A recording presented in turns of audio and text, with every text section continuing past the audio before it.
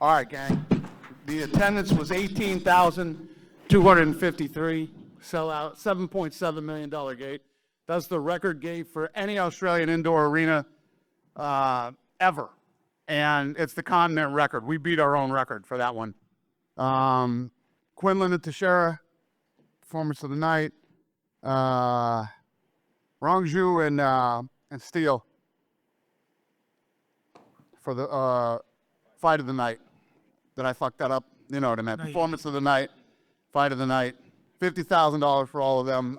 Congrats to them. And I want to thank New South Wales government and Destination New South Wales for their ongoing support of the UFC and helping to bring this event to Sydney. Love you guys. Appreciate it. Go ahead. Let's talk about the main event. You know, great performance by DDP. Won every round on 2 of the judges' scorecards. Felt like Sean Strickland never really got out of first gear. What's your take on the fight and how do you view it? I agree with you. Sean is usually really good at shutting people down. And like Izzy, when he fought Izzy felt like it looked like he couldn't get into a rhythm. And he was in his face, pressuring him the whole time. Feels like that was what Dricus did. I'll tell you something fascinating that I noticed tonight for the first time. I don't know why. See if you notice this. So Sean Strickland, the way that he acts leading up to fights, right? Normally when you have people who act the way that he acts, you see signs of it in a fight. Who is more focused, professional, and solid in a fight than he is? You know, when he gets hurt, no sticking out the tongue or no, that didn't hurt me, anything. The guy stays focused, keeps coming forward. There's never any hint of how he acts outside the octagon when he's in there. Absolute professional the whole time. It's actually fascinating. I don't know if I've ever seen that with a guy who acts the way he does leading up to fights. It must just be his happy place or something. Huh? It must be his happy place. I don't know. Or this is all, you know what I mean? I've never seen a guy so solid and professional. Gets his nose broke, snaps it back into place and keeps fighting. Gets hit with some nasty shots. When he gets hit with big shots, he does start shaking his head and doing all the goofy things that people like that do. I mean, you can go into any combat sport and you've seen it. Nobody was more professional during the fight than this guy is. It's fascinating, actually. And another thing on Strickland as well that I think all the talking makes people sort of overlook is that he's very tough as well. Like, he ate some big shots from DDP. The nose thing, like, usually if you see a fighter freak out from the pain, they lose their composure. Like you said, he just gets right back into it, dials back in. 100%. Never, looks like he never slides off his game plan, stays focused, doing what he's supposed to do, even with a broken nose. Yeah, I agree. It's fascinating. And on the other side with Dricus, I mean, it got a little bit weird towards the end, but it would be said that in the first round, he actually looked maybe more technical than he has in... Well, you know what's funny is, and I meant it as a compliment. When I said he fights like a white guy dances, right? Like awkward and whatever. It's all, they've been focusing on that. I was like, don't listen to the shit that I say. I'm, whatever he's doing works. He's the world champion. And how do you spar for a guy like that, you know? Don't change anything that he's doing on account of what I say. I imagine this has to be discussed on Tuesday, but it would feel like Dricus Hamzat is a pretty big fight that you guys could put on right now. Yeah. We'll talk about it on Tuesday, though. Co-main event, Zhang came out-muscled the woman who was meant to be stronger than her, out-wrestled the woman who's meant to out-wrestle her. Amazing performance by her. Yeah, I mean, I don't know about you guys or how you felt, but lots of people were texting me saying that Weili loses tonight and, it's over. And she was an underdog, and I bet the casinos got murdered tonight because I bet a lot of people threw money on Tatiana. But when you look at Weili, she's one of the greatest of all time, the best female fighter, in the sport right now.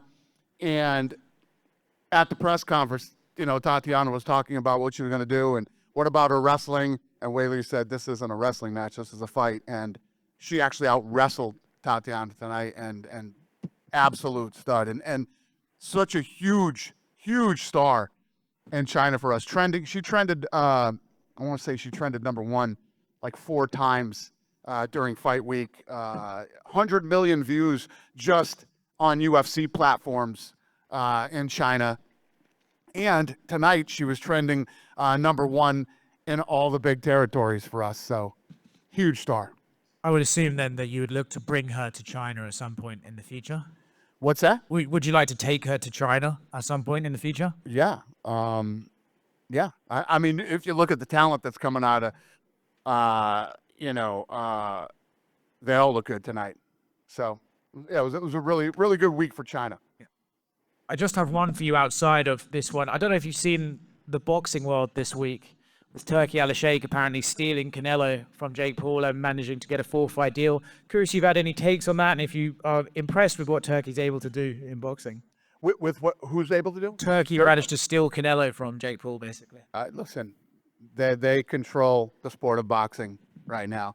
I don't think it's hard for them to steal anybody from anybody. I don't know the ins and outs of that deal, but I'm sure it's not too hard to steal somebody away from them to Saudi. Yeah, totally different levels there. Not even the same universe of levels. In front right here. We spoke with Whaley before this fight earlier this week, and she said that if she got past Tatiana, what she would want is to move up in flyweight because she feels like she's running out of opponents at strawweights. Will you entertain like this super fight between Valentina and Whaley in the future? They're waiting for me. It was also it seems like a big night for just like these Australian prospects like Quinlan in the beginning, Tom Nolan, Mikulev on the prelims, all making their debuts, but they're in here and they're talking about, you know, the lightweight division has a lot of people in past 35 that might not be here, and I'm going to be the guys that will this new wave of lightweights headlining fight nights moving forward. What did you make of all the debutantes today? Yeah, I love it. You know, I keep talking about this region and how fast it blew up. Not just fans. I mean, fans were packed to the roof tonight in there, but the talent that's coming out of this region. And you guys announced Israel Adesanya, Kelvin Gastelum going into the UFC Hall of Fame. Seems like a no-brainer, but even Izzy thought it was. He was surprised because he goes, "I'm still young. I'm not making the Hall of Fame right now." Yeah.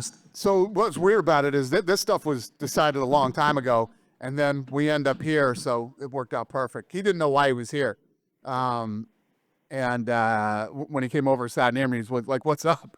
And I'm like, "I just wanted to hang with you a little bit," and then he got hit with it. So well deserved, and really happy for him. We talked tonight. He's gonna take some time off and relax. So there's a debate online over whether that's the greatest co-main event fight in UFC history. It seems to be between that, Joanna Whaley 1, and Rory McDonald, Robbie Lawler 2. I'm curious if you have a take on that. Fuck, all three of those are tough to, Yeah, that's tough. Just last one for me. Dominic Cruz announced his retirement. A guy some people think is the greatest bantamweight of all time. At worst, the second best bantamweight ever. I'm curious, just what do you make of Dominic's career? And he's great on the mic too. So, when you have the type of experience and the type of career he's had, and you can sit in the booth and talk fights, it's awesome. So he'll have a great career after his career.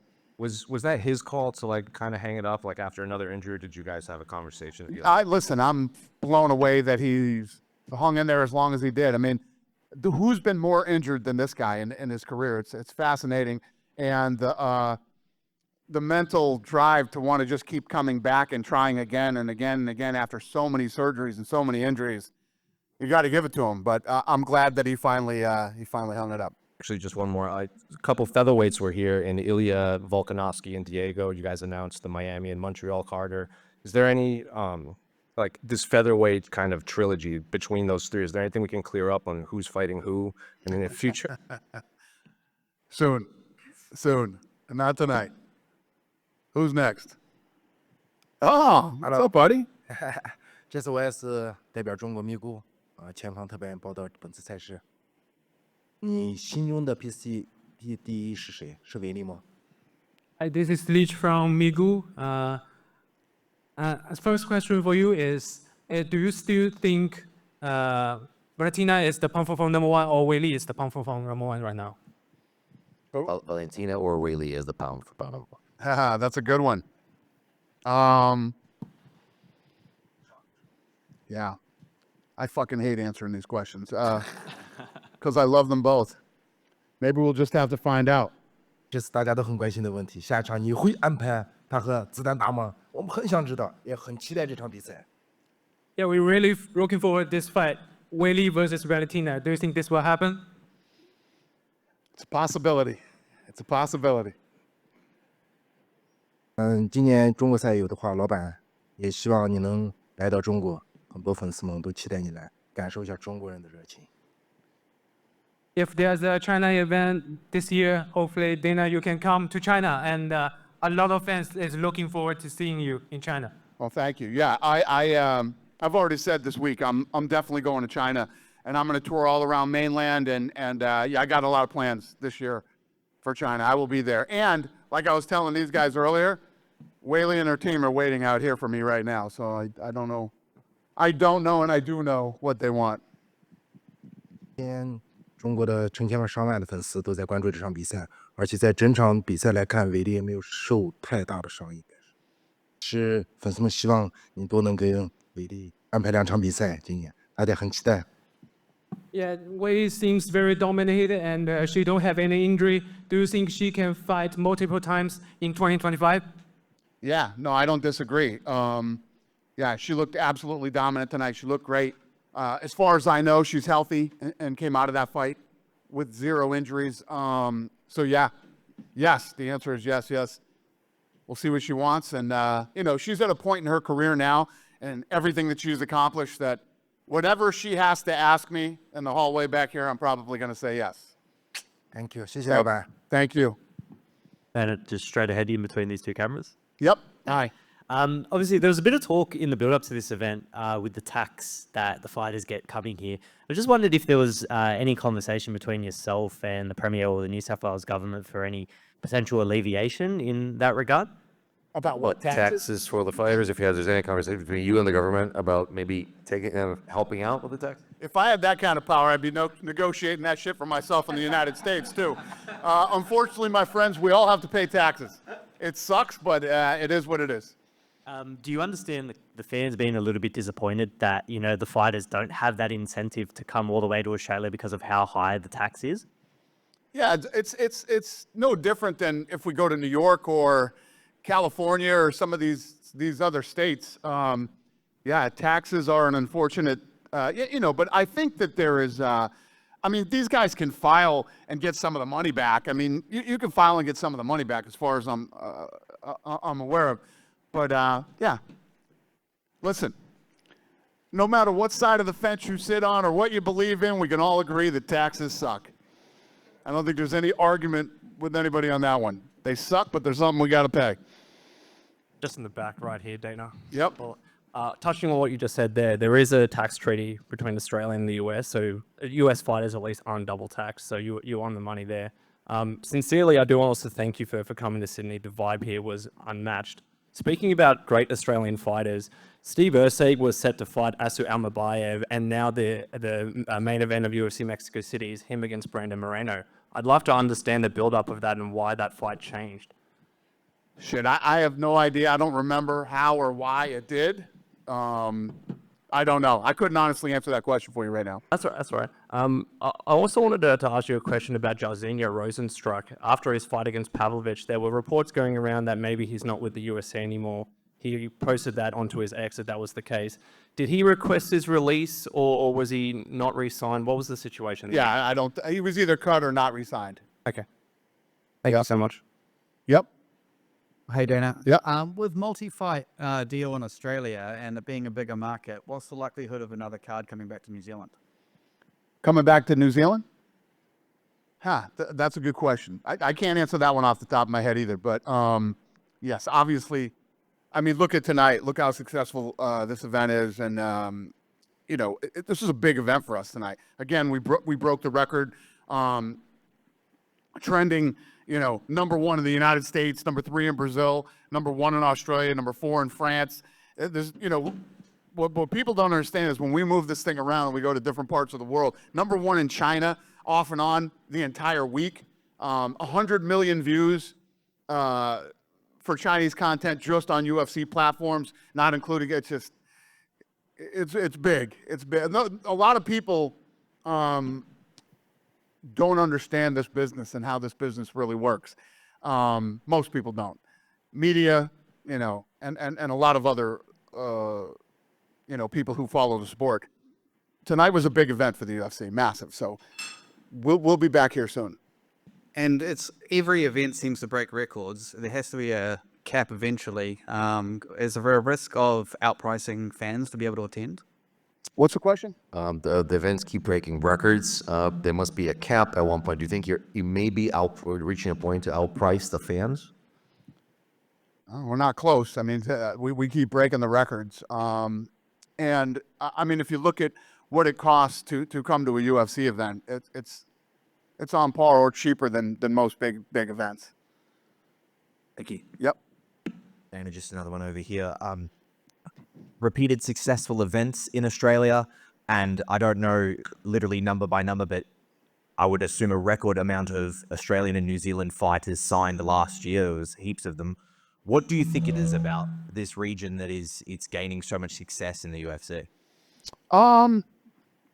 You know, I think that when I first started this thing, right, the three no-brainers for me were the United States, Mexico, and the UK. Traditionally big boxing countries, but Australia, when you really think about it, does make a lot of sense too. A lot of tough people here. You guys got rugby, soccer, and a couple other sports. I saw fucking pillow fighting on fucking TV tonight here in Australia. I don't ever want to hear another word from you people about power slap, okay? Ever. But yeah, it makes sense. You know, the fan base continues to grow here, and the talent is off the charts. So I don't know if I answered your question, but hope so. And just one more from me. The last few times you've come to Australia, it's been for pay-per-view events. However, if I'm not mistaken, the deal with Perth was one pay-per-view and one fight night.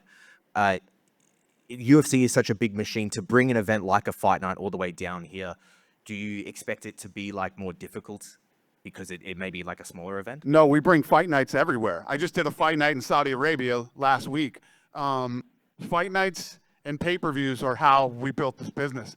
We have a whole laundry list of fighters that are super talented and possibly the world champions of tomorrow.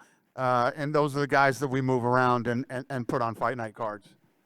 As long as the fights are, listen, I have to have 3 or 4 holy shit moments a night. And as long as that happens on any card that we do, we had a successful evening.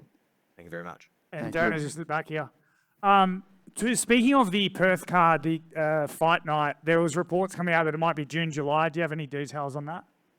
June, July, perhaps. I don't know off the top of my head. And I just wanted to clarify. I asked you at the press conference, but, you know, it's a little bit more intimate here. We can have that chat.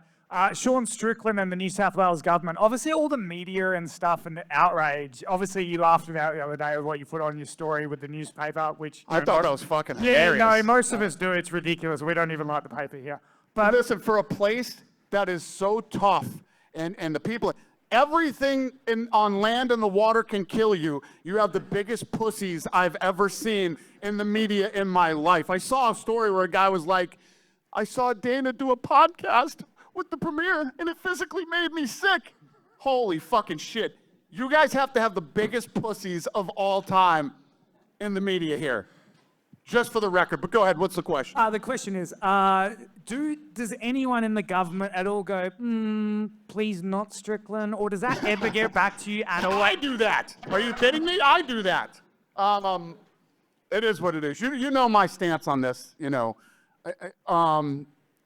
we're gonna take guys and girls that say a lot of things and do a lot of things. I'm a big believer in free speech, and you know it probably seems worse when you come here because your media are such weak human beings.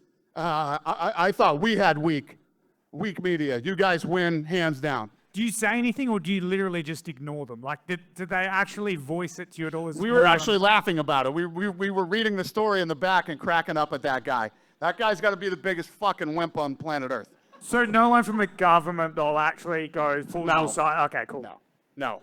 You will then... Hey, even your people know that your fucking media are weak. They even know. They know it. You know it. We all know it now. I didn't know. Now I know. Good. Have a great night, you guys. And thank you, Australia. You guys are the best.